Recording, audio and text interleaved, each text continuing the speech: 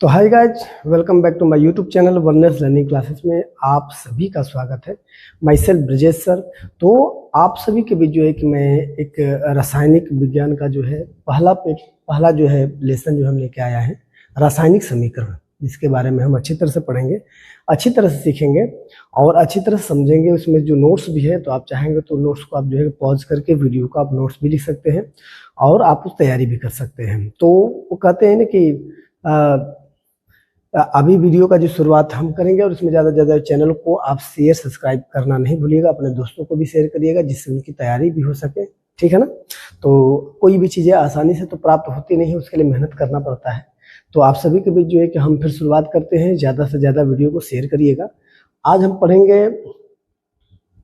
ये जो पहला लेसन है आपका यहाँ पर शुरुआत हो रही है, ये है वननेस लर्निंग क्लासेस। आप जो है किस तरह से अपना चैनल का नाम भी है तो इसको सब्सक्राइब करना नहीं भूलिएगा। रासायनिक अभिक्रिया एवं रासायनिक समीकरण, हम क्या पढ़ेंगे? रासायनिक अभिक्रिया एवं समीकरण पढ़ेंगे, ठीक है। रासायनिक अभिक्रिया क्या होती है और रासायनिक समीकरण क्या होता है, उसको समझना बहुत जरूरी है। तो यहाँ पर जो है कि रासायनिक अभिक्रिया एवं रासायनिक समीकरण, इसके बारे में हम शुरुआत करेंगे, पढ़ेंगे। आइए देखते हैं। अब इस प्रकार से देखिए क्या होता है कि एक एग्जाम्पल के माध्यम से आपको जो है, जैसे यहाँ पर एक लिया गया है एक्सपेरिमेंट में, उसमें कुछ डाला गया तो उसमें कुछ न कुछ परिवर्तन हुए। तो आइए देखते हैं कि ये दो प्रकार के होते हैं परिवर्तन। एक भौतिक परिवर्तन होता है, दूसरा रासायनिक परिवर्तन होता है, ठीक है ना। पहला भौतिक परिवर्तन में पदार्थ के मूल गुण में परिवर्तन नहीं होता है, लेकिन होने वाली प्रक्रिया को उल्टा किया जा सकता है, ठीक है ना। पहले इसको समझेंगे अच्छी तरह से। हम कह रहा है कि इसमें जो उसके मूल गुण होता है, यहाँ पर कह रहा है कि भौतिक परिवर्तन में पदार्थ के जो मूल गुण होते हैं, मूल गुण को हम समझेंगे, जो उसकी मूल अवस्था होती है, मूल गुण होता है, ठीक है। तो यहाँ पर जैसे इसका मूल गुण है, ये मूल गुण है। कह रहा है कि भौतिक परिवर्तन में पदार्थ के मूल गुण में परिवर्तन नहीं होता, लेकिन होने वाली प्रक्रिया को उल्टा किया जा सकता है।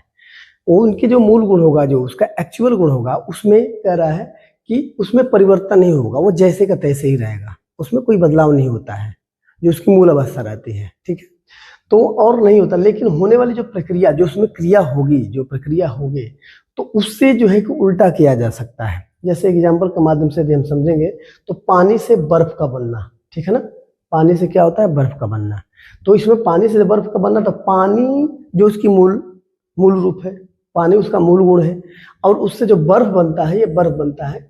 तो ये क्या होता है कि उस प्रक्रिया का उल्टा हो जा रहा है, ठीक है ना। ये प्रक्रिया जो उसकी क्या हो रही है? उल्टा। पानी तो है लेकिन वो बर्फ बन जा रहा है, तो प्रक्रिया उल्टा हो जा रहा है। तो वही कह रहा है कि होने वाली जो प्रक्रिया क्या होता है, उल्टा किया जा सकता है। ऐसा भी हम कह सकते हैं सिंपल भाषा में कि भौतिक परिवर्तन में पदार्थ के मूल गुण में परिवर्तन नहीं होता है। आप इतना भी लिख सकते हैं कि भौतिक परिवर्तन में पदार्थ के मूल गुण में परिवर्तन नहीं होता है, ठीक है। तो इस तरह से हम, आइए अब आगे की तरफ देखते हैं। दूसरा आप रासायनिक परिवर्तन में आप समझेंगे। रासायनिक परिवर्तन में क्या होता है, जैसे यहाँ पर देख लीजिए, ये यहाँ पर क्या था? पहले बर्फ था, ये पानी था, और पानी से देखिए बर्फ का निर्माण हो गया, वो उल्टा हो गया है। पानी था, वो बर्फ बन गया, तो ये उल्टा हो गया। अब दूसरा क्या है कि रासायनिक परिवर्तन में पदार्थ के मूल गुण में परिवर्तन होते हैं, लेकिन होने वाली प्रक्रिया को उल्टा नहीं किया जा सकता है। इसको भी हम समझेंगे, ठीक है। अब कह रहा है कि इसमें इसमें जो कह रहा है कि ध्यान समझना है, इसमें कह रहा है कि यहाँ पर रासायनिक परिवर्तन में पदार्थ के मूल गुण में, ये पदार्थ का जो मूल गुण है, ये मूल गुण है, जो एक्चुअल रूप है, उसका रियल रूप है, में परिवर्तन हो जाता है। उसके रियल रूप में परिवर्तन हो जाएगा, मीन्स वो अपने पुनः अवस्था में, पुनः मूल रूप में नहीं आएगा। तो ये होते हैं, लेकिन होने वाली प्रक्रिया को उल्टा नहीं किया जा सकता। इसमें उल्टा हो ही नहीं सकता है, ये उल्टा किया जा नहीं सकता है। तो ये जो है कि रासायनिक परिवर्तन है। आप चाहेंगे तो एक लाइन में भी लिख सकते हैं कि रासायनिक परिवर्तन में पदार्थ के मूल गुण में परिवर्तन नहीं होता है। बस यहाँ तक आप उसका आंसर, यहाँ तक भी आप लिख सकते हैं, आपका ये आंसर पूरा हो जाएगा, ठीक है। तो अब जैसे देखते हैं यहाँ पर लोहे में जंग का लगना। जैसे मान लीजिए कि ये एक लोहा जो है, यहाँ पर एक लोहा यहाँ पर है, ठीक है ना। ये लोहा जो है कि आपका मूल रूप में है, ठीक है ना। अब मूल रूप में यहाँ पर है, तो ये जो लोहा है, इसमें जंग लग गया। ये लोहे में क्या लग गया है? जंग लग गया है।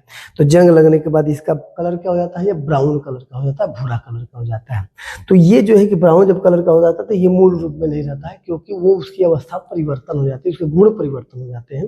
तो हम सिंपल भाषा में ऐसा कह सकते हैं कि ऐसा भी कर सकते हैं कि जो भौतिक परिवर्तन होता है, भौतिक परिवर्तन में मूल गुण में परिवर्तन नहीं होता है, और यहाँ पे इसमें मूल गुण में परिवर्तन होता है। आप एक एक लाइन में इसको लिख सकते हैं। आइए फिर आगे की तरफ हम चलते हैं, यहाँ पे समझते हैं फिर हम। अब दूसरा यहाँ पे एग्जाम्पल लेते हुए हम समझ के देखेंगे, क्योंकि बहुत सारे एग्जाम्पल इस तरह से हैं हमारे। यहाँ उल्टा ये इसकी स्थिति नहीं होती है, ठीक है ना। यदि उसको कहा जाए कि यदि परिवर्तन करें तो उल्टी स्थिति में नहीं होती है। रासायनिक अभिक्रिया क्या है, इसको भी ध्यान से समझना है कि रासायनिक अभिक्रिया क्या है। तो यहाँ पर देखते हैं रासायनिक अभिक्रिया का एक डेफिनेशन लिया गया है, एक हम परिभाषा ली है। अब इस परिभाषा के माध्यम से पहले रासायनिक क्रिया को हम समझेंगे, ठीक है मेरे प्यारे बच्चों। इस माध्यम से जो है कि हम क्या करेंगे, समझेंगे, इसको आप जो लिखते भी चलेंगे और याद भी करते चलेंगे, क्योंकि अब ये समय जो है आपके तैयारी का है, क्योंकि लगभग 4 महीने आपके एग्जाम में बाकी रह चुके हैं। तो आप तुरंत अब पढ़ते चलेंगे और इसके बाद तैयारी करते चलेंगे, और अपने दोस्तों को शेयर करना नहीं भूलिएगा, है ना। कहते हैं कि आप जब मेहनत करते हैं तो उसका रंग जो है कि आपकी मेहनत लाती है, और ये आपके सामने प्रेजेंट होता है। तो इस तरह से आइए देखिए, रासायनिक अभिक्रिया किसे कहते हैं। रासायनिक अभिक्रिया को आपको समझना है यहाँ पर। रासायनिक क्रिया देखते हैं यहाँ पर। अब यहाँ पर क्या करेंगे, रासायनिक अभिक्रिया क्या है, रासायनिक अभिक्रिया क्या है, इसकी परिभाषा हम समझेंगे और सीखेंगे। तो कह रहे हैं कि जब कोई पदार्थ अकेले या किसी अन्य पदार्थ के साथ, जब कोई पदार्थ अकेले या किसी अन्य पदार्थ के साथ मिलकर, क्या होकर, मिलकर एक या एक से अधिक नए गुण वाले पदार्थ, एक या एक से, ठीक है ना, एक या एक से अधिक नए गुण वाले, नए गुण जब जो एक दूसरे से मिलेंगे तो नया गुण बन जाता है, एक नई चीजें बन जाती है, ठीक है ना, एक नया पदार्थ बन जाता है, उसका निर्माण करता है। उसका क्या करता है, निर्माण करता है। जब अकेले या, हम ऐसा भी कह सकते हैं, अकेले या एक से अधिक पदार्थ मिलकर एक नए पदार्थ का निर्माण करता है, या नए गुण वाले पदार्थ का निर्माण करता है, उससे हम रासायनिक अभिक्रिया कहते हैं। ये ध्यान रखिएगा, रासायनिक अभिक्रिया किसे कहते हैं। तो हम ऐसा भी कह सकते हैं अपनी परिभाषा में, एक सिंपल और साधारण परिभाषा में, कि जब एक या एक से अधिक, जब एक या एक से अधिक, ठीक है ना, जब ये कह रहे हैं कि एक या, यहाँ कहेंगे, थोड़ा सा हम इसके साइज को बढ़ा लेंगे, एक या एक से अधिक, सिंपल भाषा में हम लिख लेंगे अधिक, ठीक ना। दो चीज है इसमें, एक या एक से अधिक जब पदार्थ मिलते हैं, पदार्थ क्या होते हैं, प्लस पदार्थ मिलते हैं तो उससे एक नया पदार्थ मिलता है, एक नया पदार्थ का निर्माण होता है। और यही पदार्थ का निर्माण होना क्या कहलाता है, ये रासायनिक अभिक्रिया कहलाती है।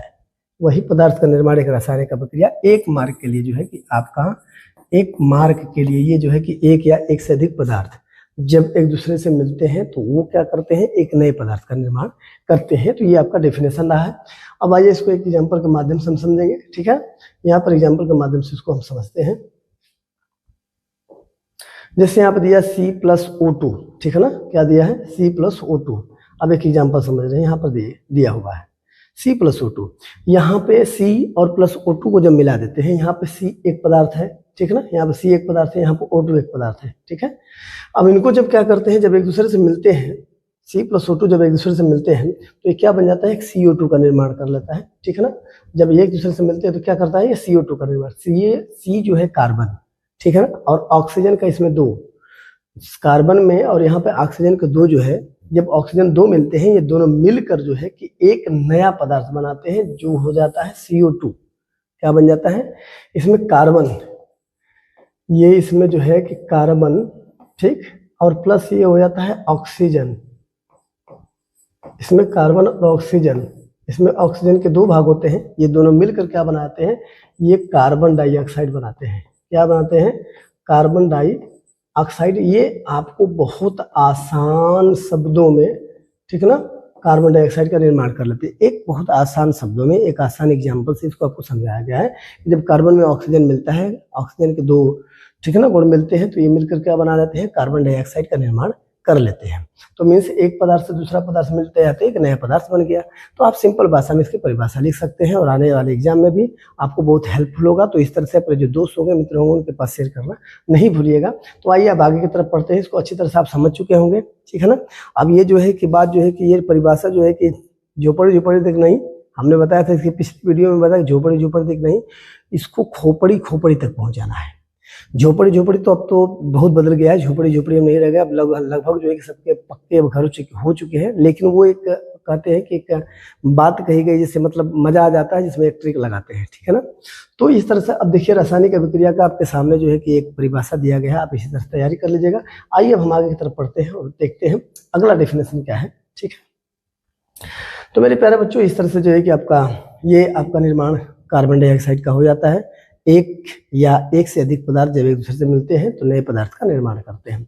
आइए यहाँ पर अब निर्माण होने के बाद, यहाँ पर हम देखेंगे निर्माण होने के बाद जब एक या एक से अधिक पदार्थ एक दूसरे से मिलते हैं और जब उसमें नए पदार्थ का निर्माण होता है तो उन निर्माण में पाए जाने वाले जो पदार्थ कौन कौन से होते हैं, उसके क्या क्या भाग होते हैं, उसके बारे में हम समझेंगे। तो उसमें अभिकारक आपका दिया हुआ है, ठीक है ना।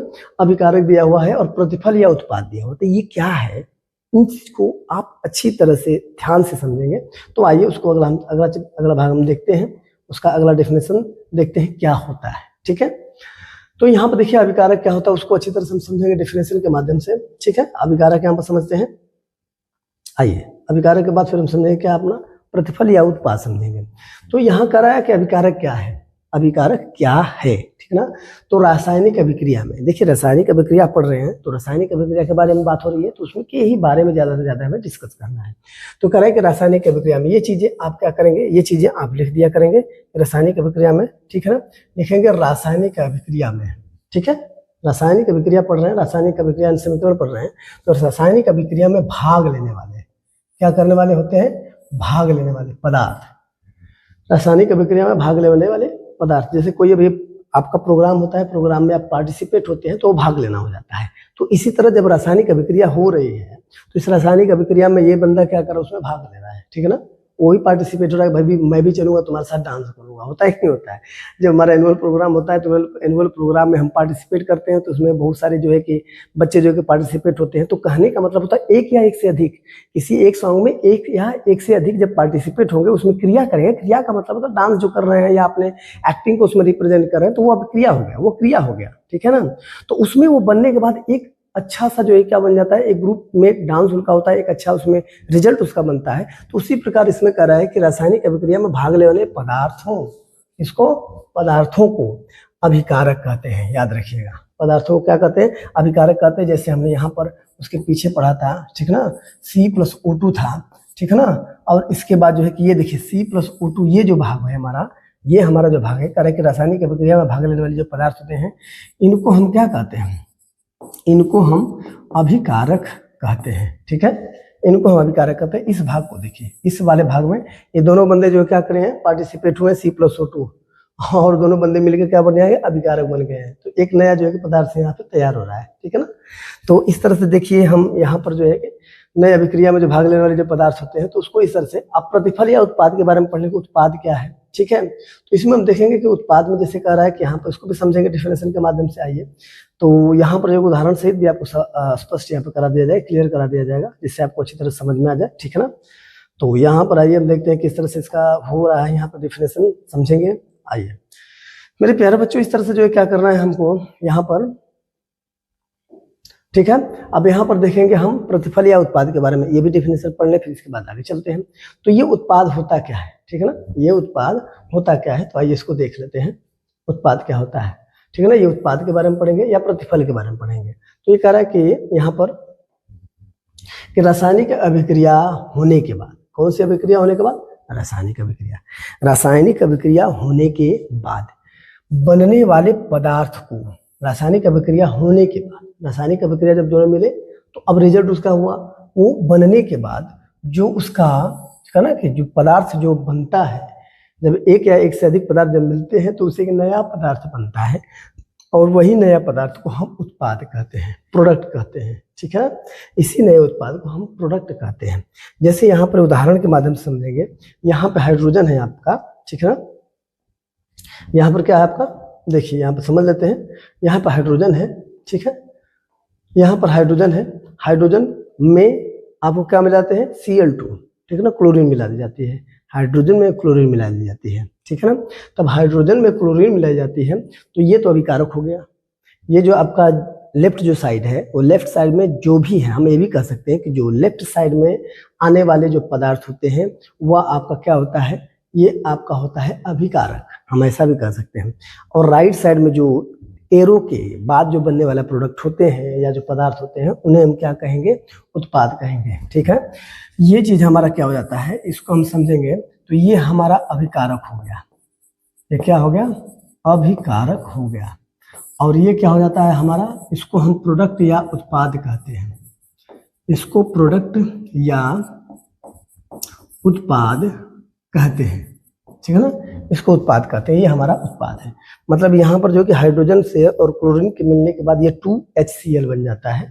तो आप सिंपल परिभाषा में, आप मेरे प्यारे बच्चों, आप इस तरह से आप उसको लिख सकते हैं और लिख के जो है कि 1 से 2 मार्क की आपकी तैयारी यहाँ पे कंप्लीट हो जाती है। तो बस अभिकारक और उत्पाद में क्या फर्क है, बस ये भी आप डिफरेंस बता सकते हैं कि अभिकारक या रासायनिक अभिक्रिया में एक या एक से अधिक जो पदार्थ भाग लेते हैं वो अभिकारक होता है, और इसमें लिखेंगे कि रासायनिक अभिक्रिया में भाग लेने के बाद बनने वाला जो पदार्थ होता है वो क्या हो जाता है, हमारा प्रतिफल या उत्पाद होता है। तो इस तरह से मेरे प्यारे बच्चों अच्छी तरह से डेफिनेशन आसानी से समझ में आई होगी, इसका ये रिजल्ट है। अब इसके बाद जो है कि आप क्या करेंगे, अब आगे हम आगे की तरफ बढ़ते हैं और देखते हैं यहाँ पर क्या होता है, अगला डेफिनेशन क्या है इसको समझते हैं। ठीक है, अगला डेफिनेशन क्या है इसको हम समझते हैं। चलिए, तो इस तरह से ये जो यहाँ पे हमारा अभिकारक है और यहाँ पर जो है कि बनने वाली जो ये प्रोडक्शन है या उत्पाद है, तो ये हमारा प्रतिफल है। आप इस तरह से अच्छी तरह से एग्जाम्पल से आप समझ सकते हैं। और अब आइए इसको देखते हैं, रासायनिक अभिक्रिया की विशेषता क्या होती है। रासायनिक अभिक्रिया की विशेषता क्या होती है उसको हम समझेंगे। यहाँ पर कुछ प्रैक्टिकल के माध्यम से आपको दिखाया गया है, जो प्रैक्टिकल किया गया है। तो यहाँ पर देखिए क्या होता है, रासायनिक अभिक्रिया में जो है होती है कि जब कोई भी रासायनिक अभिक्रिया होती है तो कुछ ना कुछ उसमें उसका एक्टिविटी होती होगी, कुछ ना कुछ उसका प्रतिफल बनता होगा। तो पहला जो है क्या होता है, आइए हम ध्यान समझते हैं। यहाँ पर उन चारों प्रकार को देख सकते हैं। पहला क्या होता है, गैस की उत्पत्ति होती है, अवक्षेपण का बनना होता है, रंग में परिवर्तन होगा यहाँ पर, और ताप में, यहाँ पर देखिए टेम्परेचर दिखा, ताप में परिवर्तन होता है, उसकी अवस्था में भी परिवर्तन होता है, जो उसकी अवस्था होती है वो भी बदल जाती है, उसमें भी परिवर्तन हो जाता है। ठीक है, आइए इसको हम देख लेते हैं, कुछ एग्जाम्पल के माध्यम से यहाँ पर समझेंगे। ठीक है, एग्जाम्पल के माध्यम से यहाँ पर समझेंगे। थोड़ा सा हम आगे बढ़ चुके हैं, यहाँ पर ये समझते हैं। देखिए आइए, तो यहाँ पर जो दिया हुआ है, ठीक है, यहाँ पर जो है कि रासायनिक जब अभिक्रिया होती है तो रासायनिक अभिक्रिया होने के बाद उसमें कुछ न कुछ उसकी विशेषता होती होगी, है ना। कह रहा है कि कोई ना कोई व्यक्ति तो कुछ न कुछ विशेषता होती है, तो यहाँ पर रासायनिक अभिक्रिया तो कुछ न कुछ विशेषता होती है। तो आइए उस विशेषता को हम क्या करते हैं, समझते हैं। तो पहली बात है कि गैस की उत्पत्ति होती है, ठीक है ना। पहली बात क्या होती है, उसमें गैस की उत्पत्ति होती है। आइए उसको हम समझ लें, गैस की उत्पत्ति होती है कैसे। यहाँ पर जब कोई भी चीज़ आप मिलाएंगे एक वस्तु से दूसरे वस्तु को, एक पदार्थ से दूसरे पदार्थ को आप जब मिलाएंगे तो उसमें गैस की उत्पत्ति होगी। उसमें गैस कुछ न कुछ रिलीज करेगा, जैसे धुआं टाइप होता है ना, तो वो धुआं टाइप जैसा हो जाता है। जैसे मान लीजिए क्या होता है, जैसे पानी आप गर्म किए हैं खाना बनाने के लिए, उसमें चावल डाल देते हैं, तो चावल डालने के बाद फिर कुछ देर बाद वो जो है क्या होता है, एक गैस टाइप उसमें जो कि भाप टाइप निकलता है। तो उसी तरह का है कि उसमें पहले क्या हो जाएगा, विशेषता होगी कि जब एक या एक से अधिक पदार्थ मिलाएंगे तो उसमें जो है कि अभी ये विशेषता होगी, उसकी गैस की उत्पत्ति होती है, गैस बनेगा। और दूसरा यहाँ पर दिया है कि अवक्षेपण का बनना। जैसे मान लिया अवक्षेपण बनता है, कोई बहुत सारी चीज़ें जो एक में मिक्स करते हैं तो उसमें कुछ न कुछ अवक्षेपण जैसे हो जाता है। अब जैसे चाय है, अब चाय पत्ती वत्ती डालते हैं तो उसमें तो मिक्स हो जाता है। मिक्स होना जब चाय छान लेते हैं तो उसके बाद जो बचता है वो सब अवक्षेपण हो जाता है।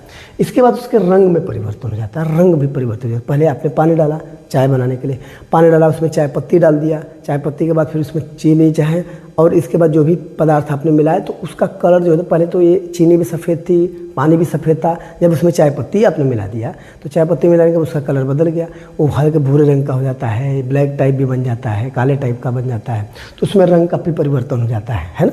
अब इसके बाद ताप में परिवर्तन होता है, उसके ताप में भी परिवर्तन होगा, उसका टेम्परेचर भी कुछ न कुछ होता होगा, बन जाता होगा। अब अवस्था में परिवर्तन हो जाता है, उसकी अवस्था भी बदल जाती है। अब जैसे दूध से दही है, दूध से दही है, अब दूध है तो दूध से दही बनाएंगे तो पहले दूध तो खाली एक तरल पदार्थ में था, लेकिन जब दही बन गई तो थोड़ा सा उससे क्या हो जाता है, वो स्ट्रॉन्ग तरल पदार्थ हो जाता है, मतलब वो जम जाता है। तो वो क्या हो जाता है, अवस्था में परिवर्तन हो जाता है। जैसे पानी को ही हम लेते हैं तो पानी को क्या कर दिए, किसी उसको जो है कि फ्रीज कर देते हैं, पानी को फ्रीज कर देते तो वो क्या बन जाता है, ठोस बन जाता है। पहले वो तरल पदार्थ में था, ठीक है ना, पहले वो तरल पदार्थ में था, फिर बाद में ठोस में बदल जाता है। तो ठोस में बदलता है तो उसकी अवस्था बदल गई कि नहीं बदल गई? तो अवस्था ही बदलना जो होता है रासायनिक अभिक्रिया की विशेषता होती है। यहाँ पर देखिए कुछ एग्जाम्पल यहाँ पर इस प्रकार दिया हुआ है, इस प्रकार से देख सकते हैं कि जब ये हम तो यहाँ पर मेरे प्यारे बच्चों गैस की उत्पत्ति, अवक्षेपण का बनना, रंग में परिवर्तन, ये ताप का परिवर्तन, अवस्था में परिवर्तन, इस प्रकार से जो है आप इसकी जो है कि रासायनिक अभिक्रिया की विशेषता होती है, इसको याद रखना है। अब देखिए इसमें क्या होता है, ये विशेषता जैसे इस मान लीजिए यहाँ पे ठोस में है, ठोस से द्रव में बदल जाता है, ठीक है ना, द्रव से गैस में बदल जाता है, तो ये इसकी विशेषताएँ होती हैं। अब आइए आगे की तरफ बढ़ते हैं। यहाँ पर देखिए रासायनिक समीकरण में जो कि क्या होता है, तो पहला पॉइंट होता है रासायनिक समीकरण क्या होता है, इसके बारे में। दूसरा, रासायनिक समीकरण कितने प्रकार के होते हैं। तीसरा, रासायनिक समीकरण को संतुलित क्यों करते हैं और रासायनिक समीकरण को संतुलित कैसे करते हैं। इस चार पॉइंट के बारे में हम समझेंगे। अब यहाँ पर देखिए पहला देखिए रासायनिक समीकरण क्या होता है, इसका डेफिनेशन इसी तरह से समझते हैं और सीखते हैं। तो यहाँ पर कह रहा है कि किसी रासायनिक अभिक्रिया में भाग लेने वाले पदार्थों के संकेतों एवं सूत्रों की सहायता से, संकेतों एवं सूत्रों की सहायता से, ध्यान समझेंगे यहाँ पर, संकेतों एवं सूत्रों की सहायता से, ठीक है, ऐसे समझते हैं डेफिनेशन को, ठीक है। यहाँ पर कह रहा है कि रासायनिक समीकरण क्या होता है उसके बारे में हमें समझना है, ठीक है। तो कह रहा है कि किसी रासायनिक अभिक्रिया में भाग लेने वाले पदार्थों के या पदार्थों को, भाग लेने वाले जो होते हैं, भाग लेने वाले जो पदार्थ यहाँ पर होते हैं, ठीक है, भाग लेने वाले जो पदार्थ होते हैं, इसको हम संकेतों और सूत्रों की सहायता से, संकेतों और सूत्रों की सहायता से उस अभिक्रिया का संक्षिप्त निरूपण करते हैं। संक्षिप्त मतलब छोटे रूप में यदि उसको दिखाते हैं, सोचे छोटे रूप में प्रदर्शित करते हैं, तो वही हमारा क्या कहलाता है, रासायनिक समीकरण कहलाता है। जैसे अब यहाँ पे क्या है, कार्बन, यहाँ पे कार्बन है और ये ऑक्सीजन है, ये नाम बड़ा हो जाता है। अब ये कार्बन और ऑक्सीजन मिलकर क्या बन जाता है, कार्बन डाइऑक्साइड बन जाता है। तो ये नाम बड़ा हो गया कि नहीं हो गया, ये नाम बड़ा हो जाता है। तो वही कह रहा है कि रासायनिक अभिक्रिया में भाग लेने वाले जो पदार्थ होते हैं, जो अभिकारक होते हैं, तो यदि उनको सूत्रों के माध्यम से, संकेतों के माध्यम से यदि हम रिप्रेजेंट करते हैं, प्रदर्शित करते हैं, दिखाते हैं, तो वही हमारा रासायनिक समीकरण होता है। जैसे यहाँ पर देखिए कार्बन को हमने किससे दिखा दिया, ये C से दिखा दिया, और ऑक्सीजन को यहाँ पर किससे दिखा दिया, O2 से दिखा दिया। तो अब ये क्या बन जाता है, C + O2 मिलकर CO2 बन जाता है कि नहीं बन जाता है, ये CO2 बन गया। तो इस तरह से ये जब CO2 बन जाता है, तो ये बनने वाली जो यहाँ पे जो है ना, बनने वाले जो पदार्थ हो जाता है, तो इस पदार्थ में CO2 बन जाता है। तो ये क्या हो जाता है, संक्षिप्त रूप में दिखा दिया गया, इसी को हम क्या कहते हैं, रासायनिक समीकरण कहते हैं। यह डेफिनेशन बहुत आसान और बहुत सरल रूप से दिया गया है। अब आइए आप देखते हैं दूसरा पॉइंट, रासायनिक समीकरण के कितने प्रकार होते हैं।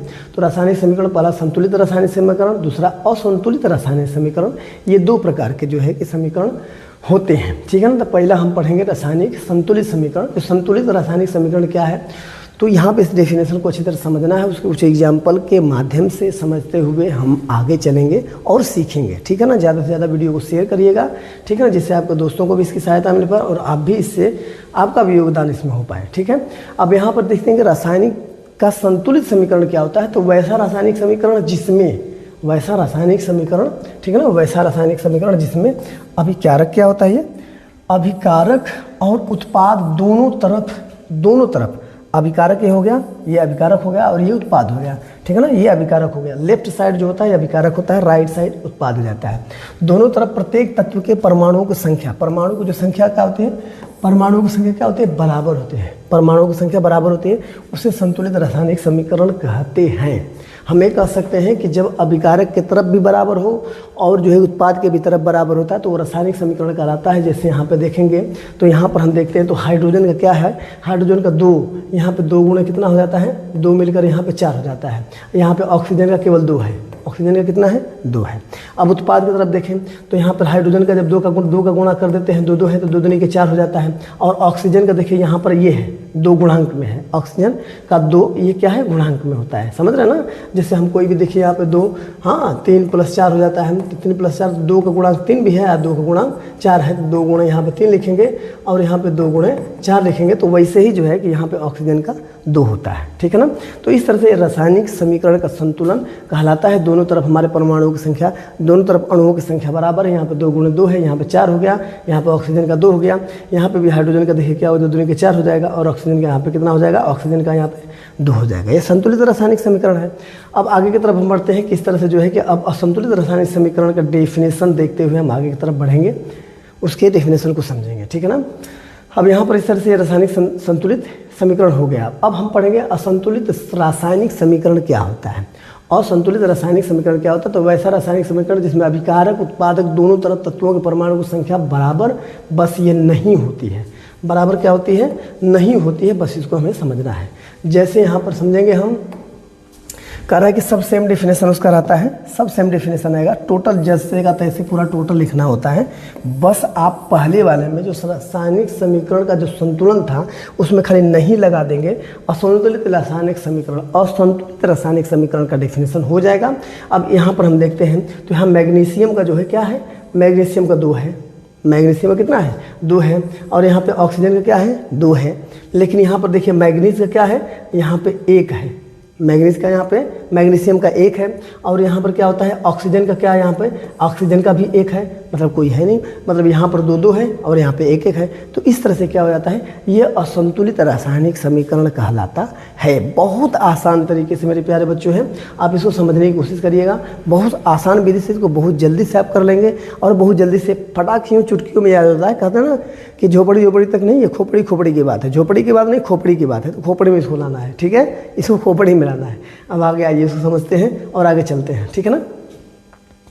अब यहाँ पर ये हो जाता है, आपका प्रोसेस ये कंप्लीट हो जाता है। असंतुलित रासायनिक समीकरण का प्रोसेस यहाँ पे पूरा हो जाता है आपका। तब आगे की तरफ हम इसको समझेंगे, ठीक है ना?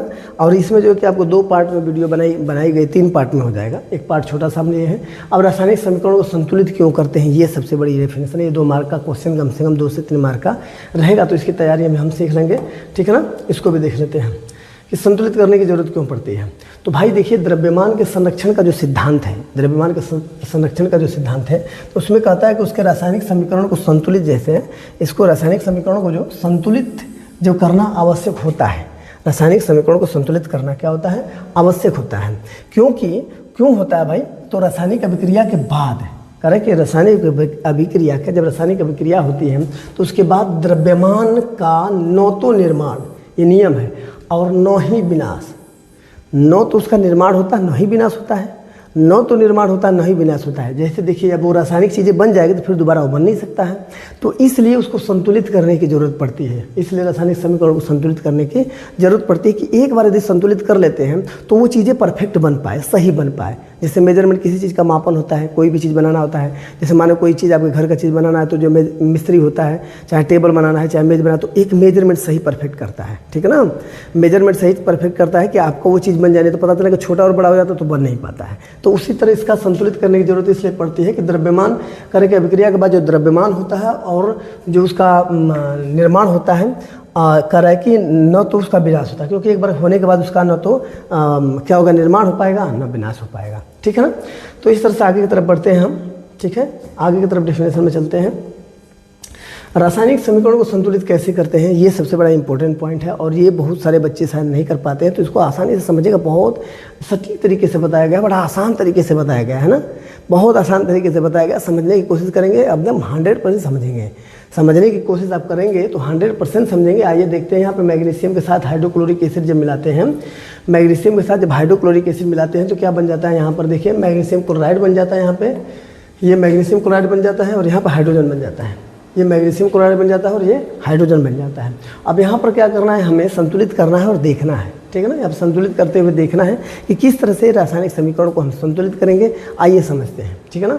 तो सबसे पहले जो है कि इसको संतुलित करने के लिए हम क्या करेंगे? ये हमारा लेफ्ट साइड है, इसको हम क्या कहेंगे? लेफ्ट साइड, इसको LHS कहेंगे, ठीक है ना? और ये हमारा क्या हो जाता है? राइट साइड हो जाता है, इसको RHS कहते हैं, ठीक है ना? तो लेफ्ट हैंड साइड जो होता है हमारा अभिकारक होता है और राइट साइड हमारा क्या हो जाता है? उत्पादक हो जाता है। ये पहले भी आप पढ़ चुके हैं, ठीक है ना? तो सिंपल क्या करना है मेरे प्यारे बच्चों, सबसे पहले क्या करेंगे कि एक हम वर्ग बनाएंगे। क्या करेंगे? एक वर्ग बनाकर जो इसको समझने का प्रयास हम करते हैं, किस तरह से इसको समझना है, ठीक है ना? अब एक पहले वर्ग बना लीजिए। अब वर्ग बना के फिर इसको क्या करेंगे? समझेंगे। वर्ग बना लिए। अब वर्ग बनाने के बाद क्या करेंगे? पहले में तत्व दिखाएंगे, दूसरे में अभिकारक के परमाणुओं की संख्या, तीसरे वाले में प्रतिफल के परमाणुओं की संख्या, जिसको हमने बताया था कि ये लेफ्ट हैंड साइड था, ये लेफ्ट हैंड साइड था और राइट हैंड साइड था। तो लेफ्ट हैंड साइड के जितने भी परमाणु हैं उनके बारे के, उनकी जो है कि अणुओं के बारे में हम क्या करेंगे? यहाँ पे लिखेंगे। यहाँ पर तत्वों का नाम लिखेंगे, जैसे मैग्नीशियम है और यहाँ पे क्या है? क्लोराइड है और नीचे हाइड्रोजन रख देंगे, ठीक है ना? तो अब क्या करेंगे, देखिए मैग्नीशियम का यहाँ पे कितना है, कोई भी संख्या नहीं होती तो यहाँ पे 1 मानते हैं, तो ये 1 है। अब हमारा प्रतिफल में क्या है, यहाँ प्रतिफल में भी कुछ नहीं है तो 1 मानते हैं, 1 इसमें दिखा है। क्लोरीन का यहाँ पे कुछ भी नहीं है तो यहाँ पे क्लोरीन का 1 मानते हैं, 1 है, मानते नहीं 1 है। और यहाँ पर जो है कि प्रतिफल में हमारा क्या देख रहे हैं, क्लोरीन का यहाँ पर कितना है, क्लोरीन का ये 2 है, तो 2 है तो हम यहाँ पे 2 दिखाए। इसका मतलब जब 2 है तो इसी 2 का क्या कर देंगे आप, यहाँ पे गुणा कर देते हैं 1 में, तो यही जो संख्या हमारी है ये हमारा क्या हो जाता है, संतुलित करने के लिए हो जाता है। इस तरह हाइड्रोजन में देखते हैं तो हाइड्रोजन का भी 1 है, लेकिन यहाँ पर हाइड्रोजन का 2 है, यहाँ पे हाइड्रोजन का प्रतिफल में 2 है राइट हैंड साइड में। तो जब 2 है तो इसी का क्या कर देंगे आप, गुणा कर देंगे, तो ये आपका संतुलित समीकरण के लिए वो अंक आपको प्राप्त हो जाते हैं, जिससे आप किसी भी रासायनिक समीकरण को आसानी से आप संतुलित कर पाते हैं। तो यहाँ पर देखिए संतुलित रासायनिक समीकरण आप सीखेंगे। यहाँ पर देखिए मैग्नीशियम में ये क्या किया है, जो 2 यहाँ पे जरूरत पड़ा है, इन दोनों का यहाँ पे HCl में गुणा कर दिया है। जब HCl में गुणा कर दिया तो यहाँ पर संतुलित रासायनिक समीकरण यहाँ पर क्या हो गया है, आपका संतुलित रासायनिक समीकरण यहाँ पर बन गया है। ठीक है, आपका यहाँ पर संतुलित रासायनिक समीकरण बन गया, ये ध्यान से देखिएगा। यहाँ पर क्या हुआ है कि यहाँ पर लेफ्ट साइड में आपका 2 था, ठीक है ना, लेफ्ट साइड में आपका यहाँ पे लेफ्ट साइड में 1 था, आपका लेफ्ट हैंड साइड में क्या था, 1 था, यहाँ पे 1 है, लेकिन यहाँ पे 2 है। तो मतलब जो यहाँ पर 2 है तो उसी 2 का यदि गुणा कर देते हैं तो आपका रासायनिक समीकरण क्या हो जाता है, यहाँ पे संतुलित हो जाता है। जब यहाँ पे देखिए कुछ भी नहीं है तो यहाँ पे 1 मानते हैं, यहाँ पे कुछ भी नहीं तो 1 मानते हैं, ठीक है ना, वो 1 होता है। और यहाँ पर देखिए मैग्नीशियम का 1 है तो ये संतुलित है, मैग्नीशियम संतुलित है। लेकिन यहाँ पर जो है कि आपका हाइड्रोजन जो है, हाइड्रोजन कितना है, यहाँ पर हाइड्रोजन 1 है, लेकिन यहाँ पर हाइड्रोजन कितना हो जाता है, 2 हो जाता है, तो रासायनिक समीकरण संतुलित नहीं है। तो ये जो हाइड्रोजन 2 है तो यहाँ पर हम क्या करते हैं, 2 का गुणा कर देते थे, ये भी रासायनिक समीकरण संतुलित हो जाएगा। अब यहाँ पर क्लोरीन का देखिए, यहाँ पर क्लोरीन 2 है और यहाँ पर क्लोरीन 1 है, तो मतलब यहाँ पर 2 का गुणा कर देंगे तो ये भी बराबर हो जाएगा, ये भी बराबर, 2 बराबर हो गया कि नहीं हो गया। तो जब दोनों में 2 है तो बस हम यहाँ पर क्या करेंगे, बस हम यहाँ पर क्या करेंगे, 2 रख देंगे, रासायनिक समीकरण संतुलित हो गया। नीचे देखिए यहाँ पर रासायनिक समीकरण संतुलित करके आपको दिखाया गया है, ठीक है ना, नीचे आपको रासायनिक समीकरण संतुलित करके यहाँ पर क्या किया गया है, दिखाया गया है, इसको समझेंगे हम, ठीक है। देखिए यहाँ पे रासायनिक समीकरण संतुलित किया गया है, यहाँ पर 2 का गुणा कर दिया गया है। इस तरह से आपका रासायनिक समीकरण संतुलन हुआ। इस तरह से ज़्यादा वीडियो को शेयर करना ना भूलिएगा, और इसके आगे का जो वीडियो हम आपके साथ लेकर आएंगे, तब तक लाइक सब्सक्राइब शेयर करिएगा। और फिर अपने इसी का जो दूसरे पार्ट के साथ आपके साथ फ्री उपस्थित होंगे। तब तक के लिए फिर जय हिंद, जय भारत। फिर अगले वीडियो में आपको मिलते हैं, फिर आपको एक नए कंसेप्ट के साथ, नए तरीके के साथ मिलेंगे और मज़ा आएगा, सीखेंगे भी।